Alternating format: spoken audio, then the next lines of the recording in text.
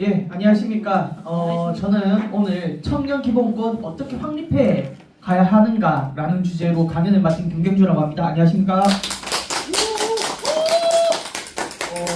우선 제가 간단하게 제 소개를 드리자면요.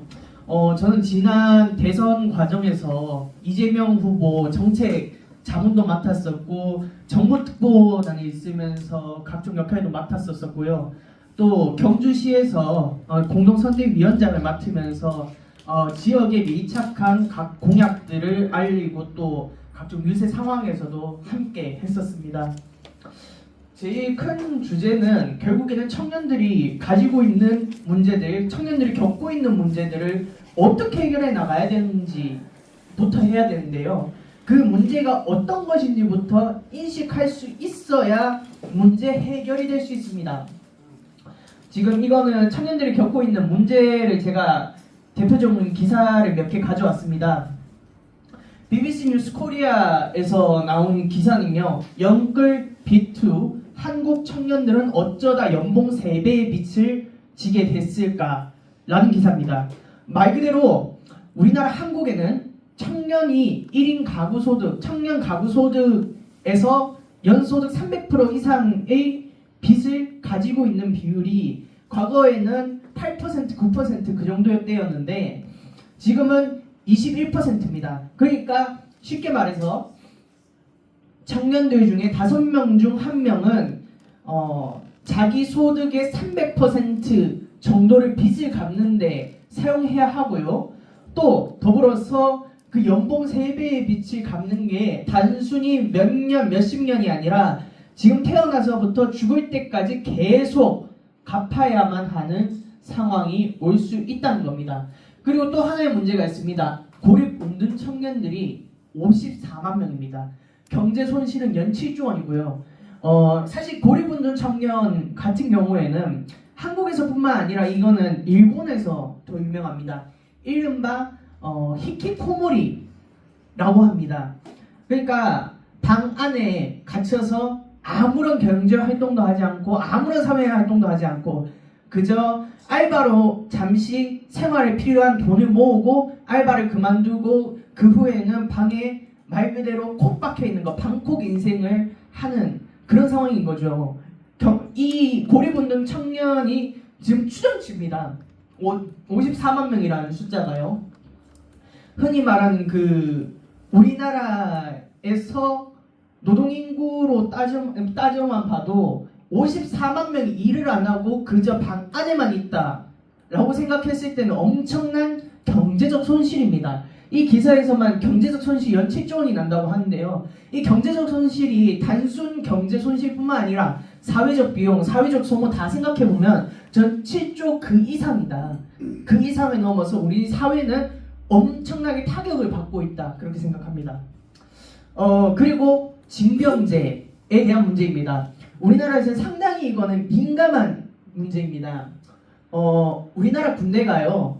세계에서 선진국 군대들 중에 제일 비효율적이고 제일 이상한 군대입니다. 6년간이요. 의병제대, 그러니까 군 내에서 정신적인 문제, 신체적인 문제로 인해서 제대하는 사람이 1만 명이고요. 부적 합판정도 매해 5천 명입니다. 이 이야기는요. 군대가 군대의 역할을 하고 있는 것이 아니라 사실상 사람들을 가둬놓고 고문하고 있는 것과 다름이 없다라고 저는 생각합니다. 여기 지금 관련 국정감사 자료에서도 6년간 제대한 군자원 1만 명 전력 손실 심각 이런 내용이 나와 있고요. 그린 캠프라고 하는 곳이 있습니다. 그러니까 이른바 군대 안에서 군내 적응이 안 돼서 그린 캠프라는 곳으로 이제 군장병들을 보내는데요. 지금 이게 연마다 늘어나고 있습니다. 보시면 2013년에 2,000명대, 2,000명 후반대 규모였음에도 불구하고 후반대 규모였는데 지금 2017년에 보시면 4,200명입니다. 이 인원들을 통솔하는 인력 생각해봐야 되고 그 인력을 통솔하면서 나오는 군내 자원 낭비, 인력 낭비 모두 고려해봤을 때는 이 인원들을 수용하고 또 관리하는 것에만 엄청난 전력 손실을 가지고 있다는 것입니다. 이런 식으로 우리나라는 군대, 사회, 경제 모두 청년 적대적으로 운영되고 있다고 봐야 합니다. 한국의 징병제는요 전혀 효율적이지 않습니다. 전쟁 중인 우크라이나도요 징병제 폐지 수순을 밟고 있는 편입니다. 2022년 1월 때요 젤렌스키 대통령이 2024년까지 징병제 폐지에 대한 안을 가져오라고 했고 2028년까지 지금 징병제를 폐지하겠다라는 안건이 나와 있는 상태입니다. 지금 우리나라가 징병제로 인해서 가지고 있는 전력이 거의 한 상비군, 예비군 다 합쳐서든 어떻게 해서든 간에 지금 운영 중인 거는 50만 명 정도입니다. 여기 중에서 지금 흔히 말해서 징집된 남성들, 20대 초반의 남성들은 20만 명에서 30만 명 규모인데 이 규모를 유지하려면 매년 20만 명의 청년들이 징집돼야 됩니다. 근데 출산율은 계속해서 떨어지고 있습니다.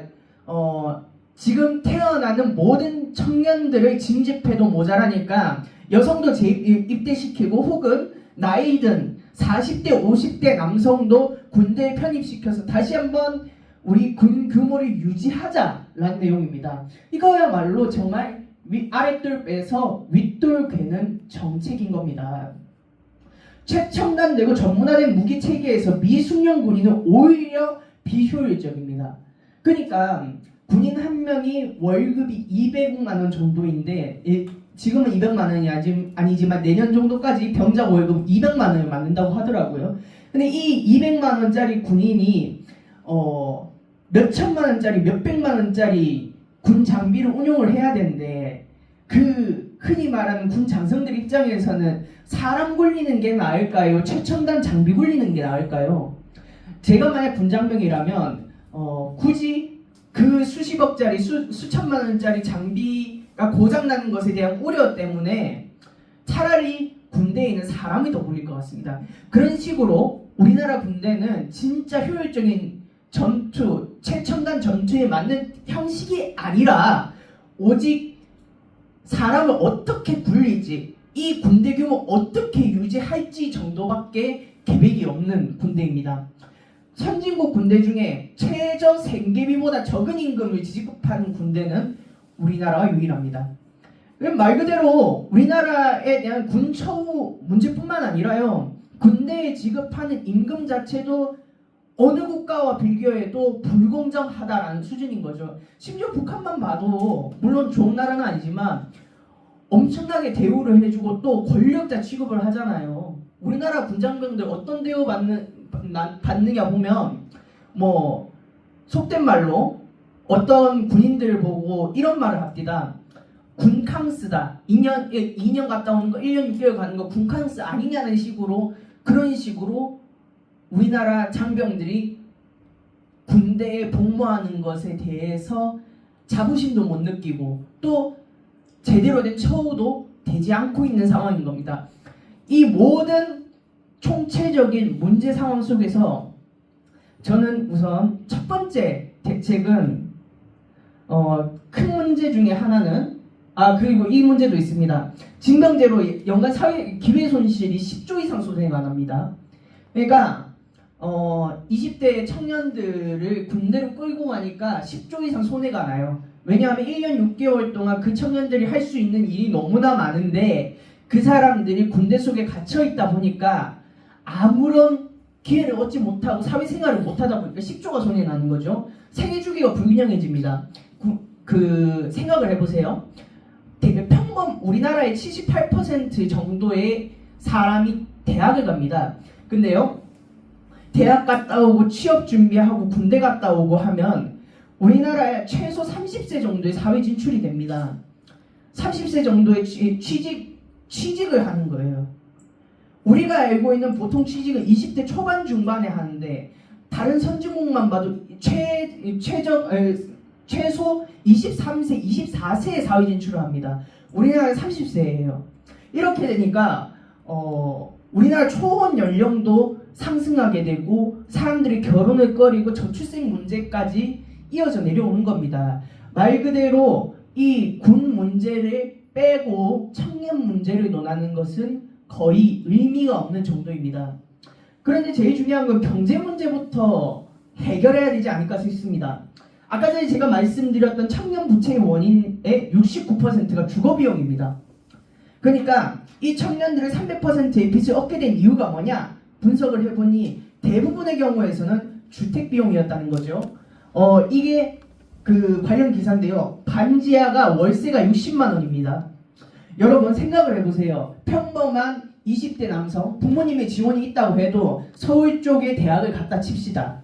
그럼 월세 60만 원, 90만 원 이렇게 내고 학비도 내고 사회생활도 하고 문화생활도 즐기고 그게 상식적으로 가능한 이야기입니까?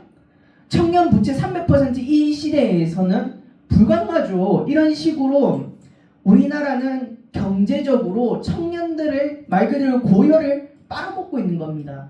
고시원이나 이런 반지하 최저 수준의 주거 환경도 제공해주지 못하면서 결혼하라, 연애하라, 이런 이야기, 소비하라 이런 이야기 하는데 이런 이야기 하등 쓸모없는 얘기가 다름없습니다. 청년 문제를 해결하려면 우선 제일 첫 번째 문제는 주거 문제 해결입니다. 우선 이거는 공식적으로 정책이 아니지만 대책입니다. 자녀에 따른 주택 제공 제도인데 이거는 저출생 문제와 상당히 연관이 깊습니다. 공공임대 형식의 주택이 제공이 필요합니다. 아무리 이 문제는 해결을 한다 해도 공공 차원에서 나서지 않으면 아무것도 해결되지 않습니다. 일가정 양립 정책을 아무리 펼친다고 해도 일가정 양립을 한다고 해서 주택이 생기고 소득이 늘고 하는 것이 아닙니다. 그래서 일가정 양립 정책은 기본적인 해결, 그러니까 기초적인 해결 방식이 아니라 이런 식으로 공공임대 형식의 주택 제공이 필수입니다. 제가 일전에 나왔던 방송에서도 이야기했는데요. 가계 소득 중에 주택 지출 비용이 1%씩 늘어날수록 출생률이 0.014명 줍니다. 그러니까 주택 비용에 본인이 소모하는 비용이 커질수록 말 그대로 출생률도 줄고 그 기본적인 최저 생계도 유지를 못 받을 지경이니까 사람들이 애도 안 낳고 기본적인 경제 생활도 불가능한 거예요. 그래도 결혼했다고 하더라도 말 그대로 빚쟁이 인생 돼가지고 월 300% 연소득 300%를 집값으로 써야 되는 그런 상황이 오는 겁니다. 이런 식으로 공공임대 하지 않으면 저는 그렇게 생각합니다. 한강뷰의 공공임대주택은 왜 안 됩니까? 타워 팰리스 같은 공공임대주택은 왜 안 됩니까? 저는 공공임대주택이라고 해서 초라할 필요 없고요. 공공임대주택일수록 오히려 신혼부부, 청년들에게 지급하는 거니까 호화스럽게 지어도 된다고 생각합니다. 40평, 50평짜리 줘도 충분하다고 생각합니다. 왜냐하면 우리나라가 청년들을 빚쟁이 만드는 대신에 집을 주는 것과 다름이 없기 때문에 엄청난 투자입니다. 그 청년들이 앞으로 10년, 20년, 30년간 해낼 수 있는 역량이 크기 때문에 그런 정도의 초호화식 투자를 해도 저는 상관이 없다고 생각합니다. 그리고 지금 현재 정책들 대부분이 자녀를 출산하면 주겠다라고 하는데 헝가리 같은 경우에는 대책을 보면 저출생 대책을 보면 1억을 무이자 대출을 해주고 1명을 낳으면 무이자 전환하고 2명을 낳으면 50% 감면하고 3명을 낳으면 아예 100% 감면해주는 형식으로 그러니까 애 셋 낳으면 1억 주겠다라는 말과 다름이 없습니다. 그런데 이런 식으로 하는 방식도 있겠지만 약속을 하는 방식으로 하면 그러니까 흔히 말해서 1억 대출 받았다고 해서 애 셋 안 낳으면 그냥 갚으면 되는 거고 애 셋 낳으면 안 갚아도 되는 거고 그런 형식이지 않습니까? 약속하는 형식으로 진행이 되면 최소한 집이 주어지니까 애를 낳을 환경이 생기고 그 환경 속에서 최소한 청년들이 가질 수 있는 저출생 대응이 되지 않을까 저는 그렇게 생각합니다. 그리고 대학생들에게 저렴한 공공기숙사를 제공하는 겁니다. 이게 단순히 서울권에만 주는 게 아니라요. 대구면 대구, 뭐 경북권이면 경북권, 경북도 여러 곳이 있죠. 북부권, 남부권, 서부도 뭐 대구랑 연관이 돼 있지만 그럼에도 불구하고 저렴한 공공형 기숙사를 해야 됩니다. 이 공공형 기숙사요. 아까 전에 제가 말씀드렸다시피 초호화 형식으로 지어도 상관없다고 생각합니다. 우리가 흔히 알고 있는 뭐 일반 주택 정도로 해도 상관이 없다고 생각합니다. 제가 누차 말씀드리지만 청년들에게 하는 투자는 앞으로 우리가 해야 될 20년, 30년, 40년에 대한 투자이기 때문에 그런 투자가 필요하고요. 여러 지역을 대상으로 하는 것뿐만 아니라 기숙사 인근의 청년몰을 조성하는 것 역시 필요하겠다라고 생각을 했습니다. 왜냐하면 이 기숙사 인근에서 밥도 먹어야 될 거고요. 문화생활도 즐겨야 될 거고요. 각종 생활들을 영위할 수 있어야 되지 않겠습니까? 근데 이 청년들을 대상으로 하는 것에 청년 창업자들이 나선다면, 그리고 그 관련 일자리를 청년 창업자들이 제공한다면 이 지역에 있는 지역 소멸 문제도 이어나가서 해결할 수 있지 않을까 생각합니다. 그러니까 공공형 기숙사와 주위에 청년 관련 창업자들을 위한 일종의 샌드박스, 실험 공간을 제공하고 또 그것 역시 공공형으로 싼 값에 임대를 해준다면 일종의 청년 벨트가 돼서 그 지역 전체를 관통하는, 그 지역의 지역 소멸을 막아내는 그런 벨트의 역할을 하지 않을까. 예를 들어 대구라고 하면 대구 어딘가에 공공형 기숙사를 짓고 주변에 청년들을 위한, 청년 기업들을 위한, 청년 창업자들을 위한 일종의 샌드박스형 구역을 만들어서 그 구역에서 청년들이 더 나은 삶을 영위하고 대구에서 굳이 서울로 가지 않아도 일자리와 먹을 곳, 잘 곳이 제공되는 그런 환경이 마련이 되면 지역 소멸 문제 분명히 해결할 수 있을 거라 생각합니다. 그리고 이 문제는 엄청나게 뜨거운 문제입니다. 주택시장의 다중과세 문제를 해결해야 합니다. 지금 우리나라 주택 관련 세금 형식이요. 주택 구매할 때 취득세를 내고요. 주택 보유하면 종부세, 종합부동산세와 재산세를 내고요. 주택 판매를 해서 이득을 벌면 양도소득세를 내야 됩니다. 이게 사실 우리가 집 가진 사람한테 뭐 세금 매긴다고 하니까 무조건 좋을 것 같지만 이게 생각을 해보세요. 주택 판매해도 내가 세금을 내야 되고 주택 구매를 해도 세금을 내야 되고 이러면 유동성이 엄청나게 떨어집니다. 유동성이 떨어지니까요. 영끌족들이 아무리 집을 팔아야 되는 상황에 와서도 안 파는 겁니다. 왜냐하면 어차피 이 집을 가지고 있으면 오를 거야 라고 하는 부동산 불패 신화가 있기 때문입니다.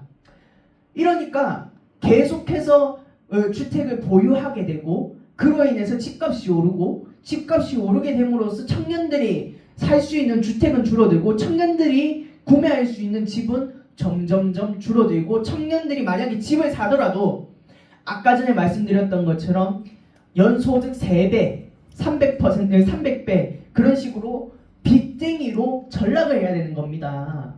이런 식으로 하면 안 되고요. 다중과세가 아닌 주택과 시장 불안 초래를 하는 이런 다중과세 대신에 일원화된 과세가 필요합니다. 참여연대에서도 그렇고 많은 연구기관에서 조사를 해보니까요.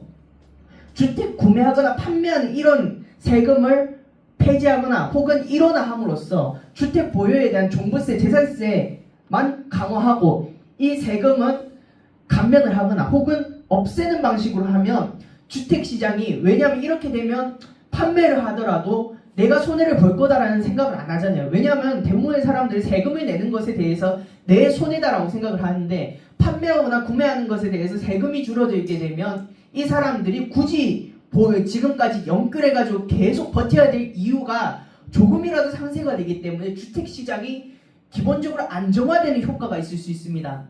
그러니까 우리가 지금 하고 있는 다중과세 문제를 해결해야 청년들의 주택시장에 관련된 불안감도 해소할 수 있고 우리가 알고 있는 주택시장의 문제들도 해결할 수 있는 것입니다. 이 고립운동 청년들의 경우는요. 취업 실패, 대인관계 벗어나려고 해도 교통비도 없다.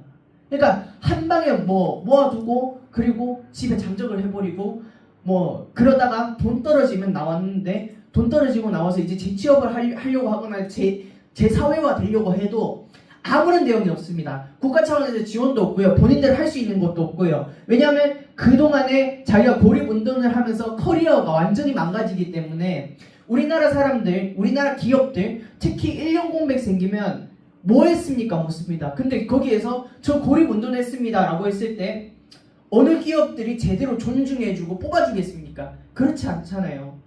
이런 차원의 문제는 결국에는 또 공공 차원의 지원이 필요합니다. 결국에는요, 보건복지부 산하에서 전담 국가 행정기관이 만들어야 합니다. 고립운동형 청년 지원본부를 설치해서요, 각 지역 권역마다 관련 전문기관을 만드는 겁니다. 관련 전문기관을 만들어서 은둔형 외톨이 청년들, 고립운동형 외톨이 청년들을 찾아가지고 그 사람들이 나올 수 있도록 전문 상담도 하고요. 또 관련 재사회화를 할 수 있는 커뮤니티를 만들어주는 겁니다. 그런 식으로 되면, 왜냐하면 이런 식으로 커뮤니티를 만들고 사회 관계망을 만들어주면요, 그 사람들이 다시 한번 사회로 나올 수 있는 기회가 됩니다. 일본 같은 경우도 이거를 민간단체에서 진행을 했었어요. 민간단체에서 지원을 해가지고 했는데도 엄청나게 좋은 성과들이 나왔습니다. 연간 몇백 명, 몇천 명의 청년들이 그 민간 봉사단체에 지원을 받아서 사회에 다시 진출하고요. 사회에 다시 진출을 해서 엄청난 경제적 이득을 만들어내고 있습니다. 똑같은 상황에 있는 고립운동형 청년들을 도와주는 일을 하기도 하고요. 혹은 자신이 받았던 전문 상담 인력이 경험자로서 다시 한번 본인들이 이 고립운동형 청년지원본부에 들어가게 돼서 이 상담 인력으로 충원이 되는 겁니다. 이러면 계속 선순환이 이루어지는 거죠. 사회 진출도 이루어지고 그 고립운동형 청년들에 대한 지원도 동시에 됨으로써 엄청나게 좋은 선순환의 고리가 만들어지는 겁니다. 이런 선순환의 고리를 우리나라 만들어야 됩니다. 근데 지금 우리나라는 이 고립운동형 청년이라는 키워드 자체는 최근에 나왔고요. 지원 조례 자체도 만들어졌는데 대구 몇몇 곳에 만들어져 있는데 실질적으로 하고 있는 것도 없고 예산도 집행 안 되고 그러고 있더라고요. 이런 식으로 하면 안 됩니다. 지자체에서 하는 게 힘들면 국가 차원에서 계속해서 지원해줘야 되고요.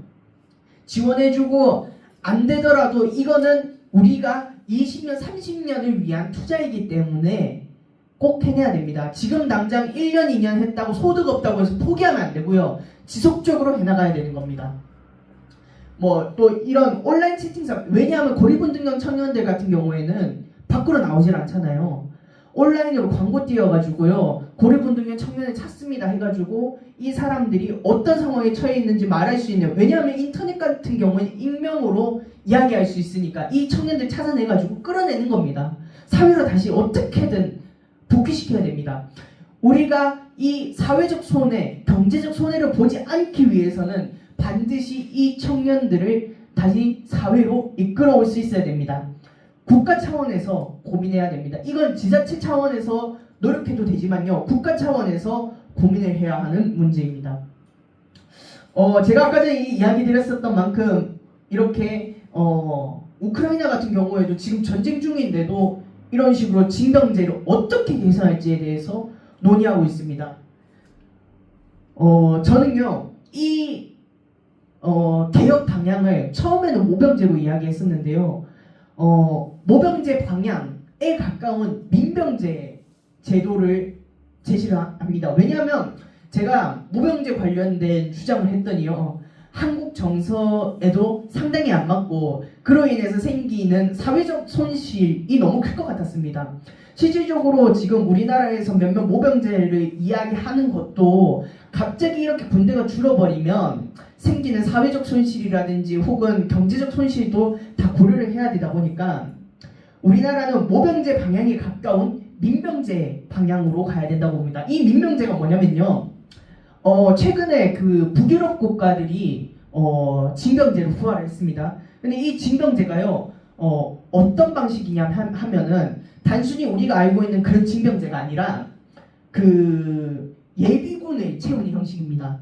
그러니까 우리나라 지금 하는 것처럼 1년 6개월 가둬가지고 상비군처럼 훈련시키는 게 아니라요, 왜냐면 이 1년 6개월이라는 것 자체가 프로페셔널한 전문화된 직업군인을 키워내는 프로그램이 아닙니다. 우리나라 같은 경우에는 민병제 형태로 가야 됩니다. 언제든지 동원할 수 있는 사회 치안 유지라든지 혹은 혹시 모를 전선 상황에 투입할 수도 있는 그런 예비군을 양성해야 되는 거죠. 이런 경우에는 최대 복무 기간이 4개월 정도까지 내려가는 경우도 있습니다. 몇몇 국가의 경우에서는 9개월이나 12개월 하는 경우도 있지만 4개월 정도 하는 단기 복무의 형태도 있습니다. 이거 핵심은요, 단기 복무도 있는데요, 제일 중요한 건 사회활동 양립입니다.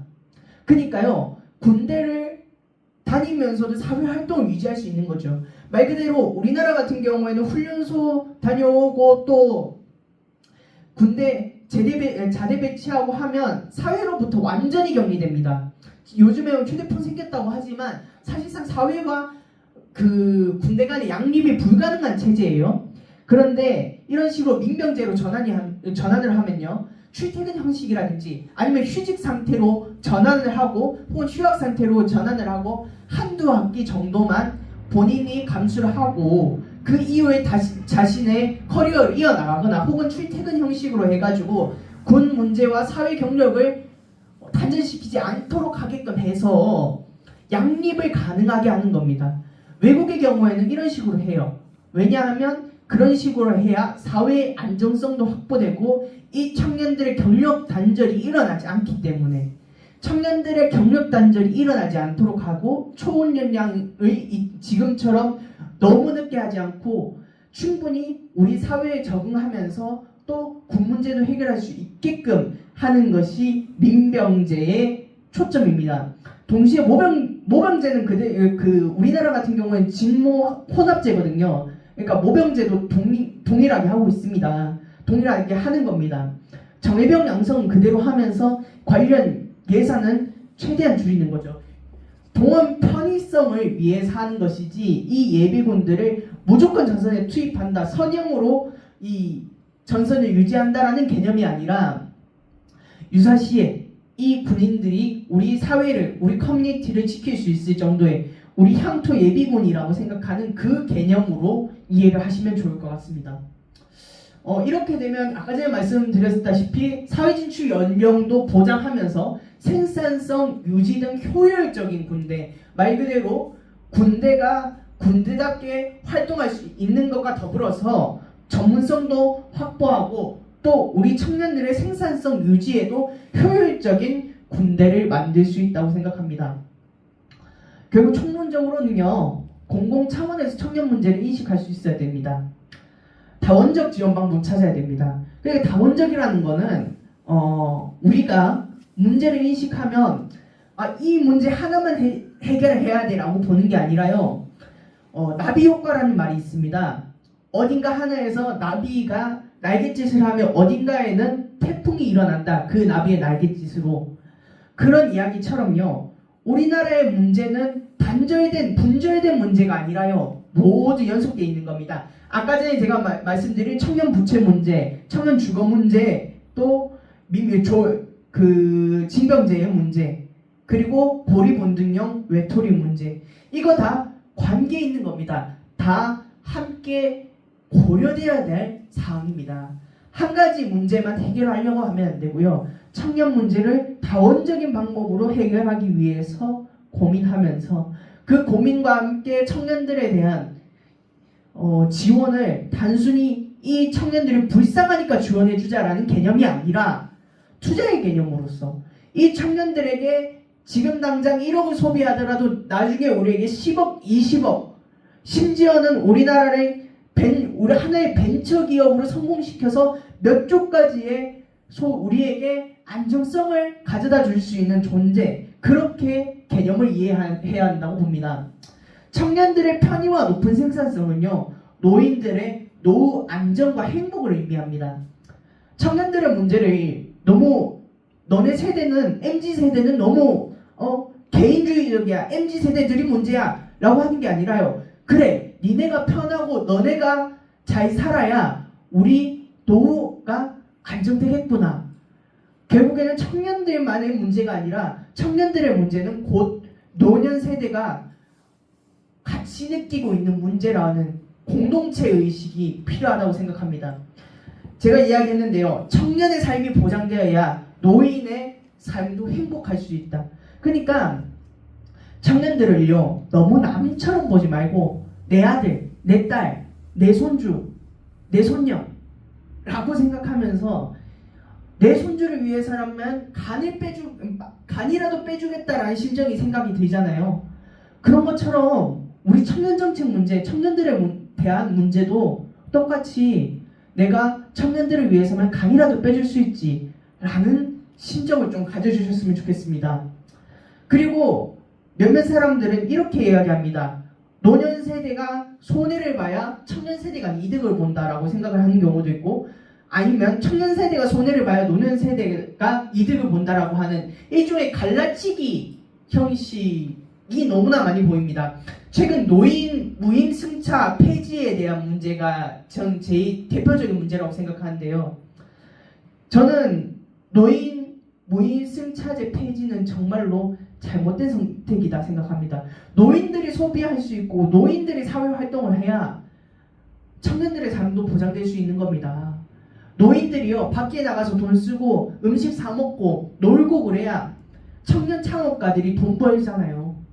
그런 것처럼 노인분들이 카카오톡 써야 카카오톡에 있는 수많은 개발자들이 돈을 벌 수 있고 생활을 유지할 수 있는 것처럼 우리는 청년에 대한 문제를 노년층들이 너무 박하게 생각하지 않도록, 또 청년들은 반대로 노년층을 따뜻한 연민의 감정으로, 우리 아버지, 우리 할아버지, 할머니를 돌아보는 감정으로, 공동체의 의식적으로 우리가 함께한다는 마음으로 그런 식으로 해 나갔으면 좋을 것 같습니다. 제 강연은 여기서 끝입니다. 감사합니다. 혹시 질문이 있거나 관련 사항에 대해서 이야기하실 주제가 있으시면 손 들어서 이야기해 주시면 제가 발언 기회를 드리겠습니다. 혹시 있으신가요? 없으신 걸로 알고 전 얘기해서 마치겠습니다. 감사합니다.